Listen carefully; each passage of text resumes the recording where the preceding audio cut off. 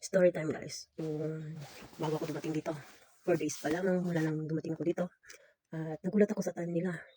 Alam niyo yung body clock mo, ibang-iba. Kasi alam naman natin yung time natin sa Pinas. Parang nanibago ata yung ano ko, katawan ko. So, 4 na araw pa lang ako simula ng pagdating ko guys. Nagulat ako, sabi ko hindi ko to kaya. At kailangan kong bumalik sa agency.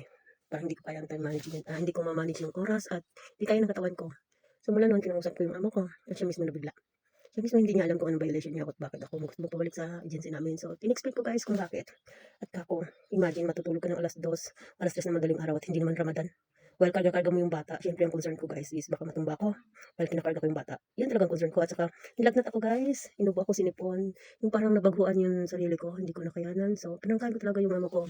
At yun, tinawagan ko yung agency ko. Yung agency ko naman, in-explain sa akin ng maayos. Baka nag-adjust pa daw yung body ko. 4 na araw pa lang ako. Bakit daw ako na ganito, na ganon.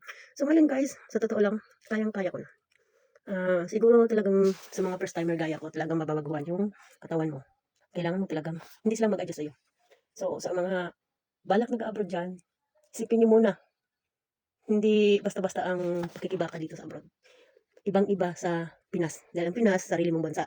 Anytime, kahit anong gusto mong gawin, magagawa mo agad dahil nasa sarili kang bansa. Pero pag nasa abroad ka, hindi basta-basta. Kaya bago mag-desisyon na mag-abroad, isipin ng mabuti. At yun, lakasan ng loob. So, yun lang. Yun ang istorya ko. At ngayon, hindi ko namalayan 20 days na pala ako.